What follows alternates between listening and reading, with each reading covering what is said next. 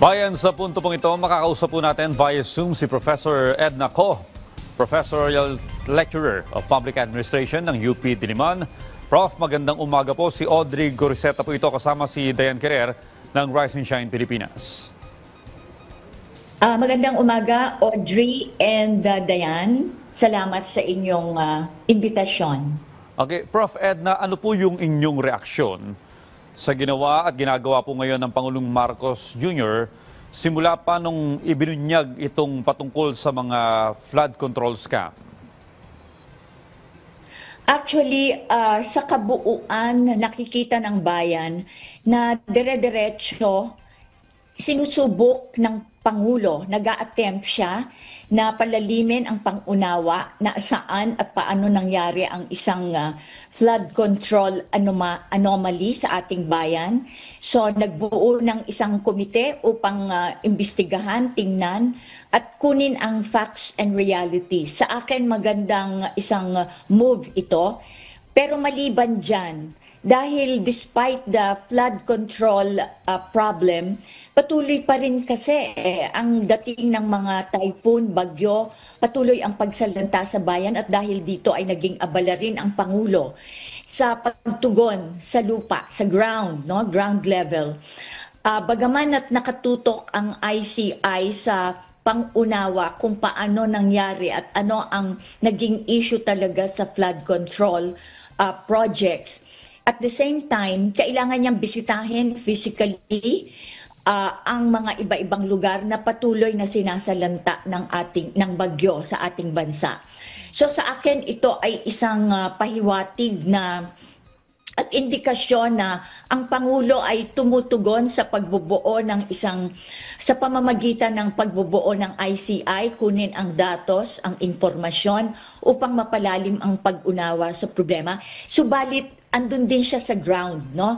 Kailangan tugunan, makita siya ng bayan kung paano tutugon sa pagkasalanta sa mga komunidad. Hindi lang ito simpleng salanta ng bagyo, super ang malaking salanta na inabot ng bayan.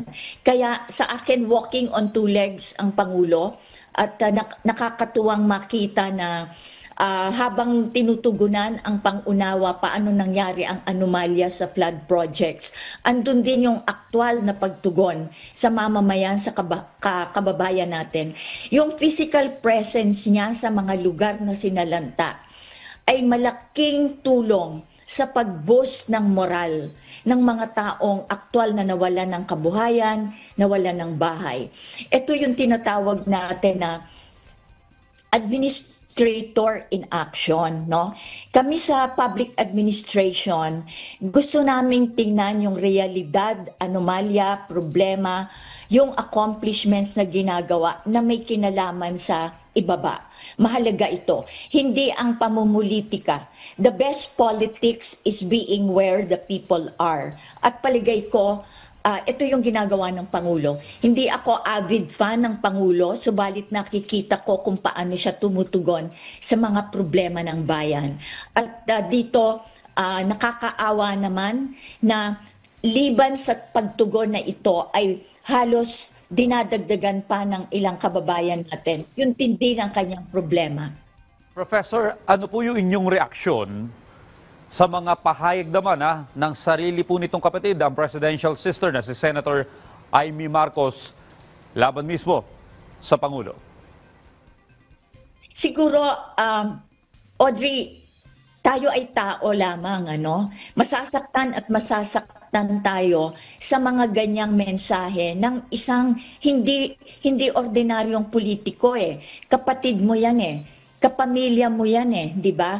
Napakasakit na mangyari, marinig yung ganitong reaksyon mula sa isang kapatid na sana ay nakikiisa sa sambayan ng Pilipino na tulungan ang Pangulo na tugunan ang problema ng bayan.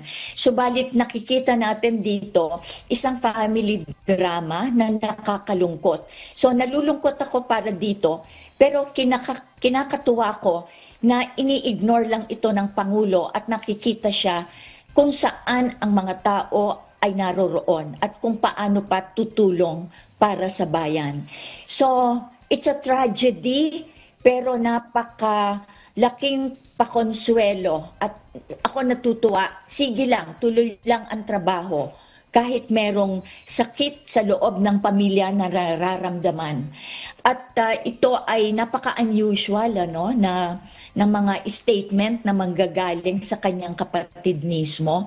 So, pero nagpapakita rin ang Pangulo ng katatagan ng kalooban. Hindi pinapansin, trabaho lang, diretso lang ang pagsisilbi sa bayan. Alright, Professor Ko, magandang umaga. Diane Kirar po ito. Alright, Professor, Hi, Diane. good morning po. Sa inyo pong palagay, gaano po kaseryoso ang kasalukuyang administrasyon patungkol po dito sa anti-corruption drive ng ating pong Pangulo?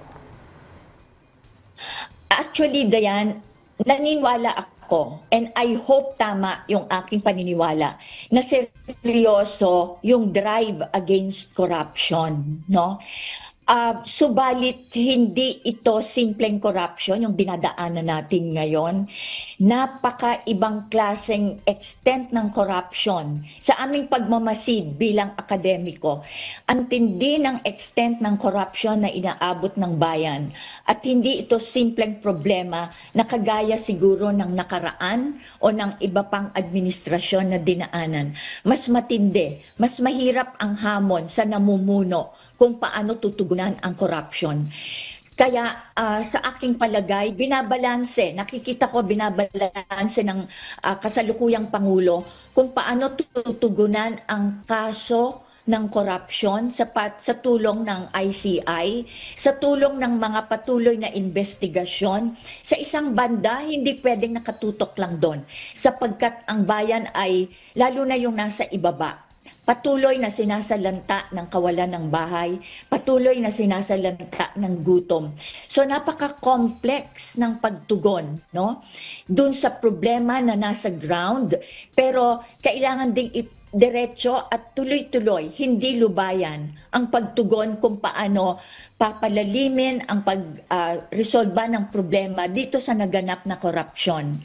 Kaya sa akin ay ito ang Pangulo ay nakikita ko na bumabangka sa dalawang ilog. Sa ilog ng pagtugon against corruption, subalit andito rin yung pamamangka na tugunan yung kahirapan, kawalan ng bahay at pagkain ng ating mga kababayan. So napaka-komplikado na administration ito para sa ating publiko. Alright, well, Dr. Ko, you mentioned about ICI, which is a good move na nag-form po ng komite ang ating Pangulo. I want to know your thoughts. Kailangan po kaya or mas mainam if ipapublicize or mapapanood ng mga mamamayan yung mga isinasagawang hearing ng komite na ito, ma'am? If you will ask me, Diane, all of the above. No? Hindi pwedeng isang limitado secret chamber ang ICI. Dapat ipahayag sa bayan ano ang takbo, ano ang nagaganap sa investigasyon, ano ang lumalabas. Subalit syempre ito ay nasa command ng Pangulo. No? So kailangan, natuwa ako dun sa narinig ko nung isang araw na sinasabi ng Pangulo at some point, ipapakita at magiging public yung information. Sino ang dapat managot, sino ang dapat tumugon, batay sa impormasyon na nakukuha at mula dun sa impormasyon ng investigasyon ng ICI. So the sooner he embarks into that, the sooner na ipabahagi sa bayan kung sino-sino ang involved, ano ang extent ng problema, ng pagkakakutsabahan, no, at ang kawalan ng malaking pondo ng gobyerno, the better, I think, for this administration. So sana nga, no, malaman ng bayan. Nang sa ganon, madirect kung paano susuriin at paano tutugunan yung dapat managot. Alright. Some last few questions, Dr. Ko. Alright, Professor. Well, meron tayong bagong Executive Secretary, si Secretary Ralph Recto and si Secretary Frederick Gonaman doon sa Department of Finance. Ano po ang reaction niyo po dito sa pagpapalit ng mga kalihim o miyembro ng gabinete, Professor? Na-appreciate ko yung effort ng pamunuan na kung saan kung sino ang may duda ng sabit, no, ay dapat mag-step down.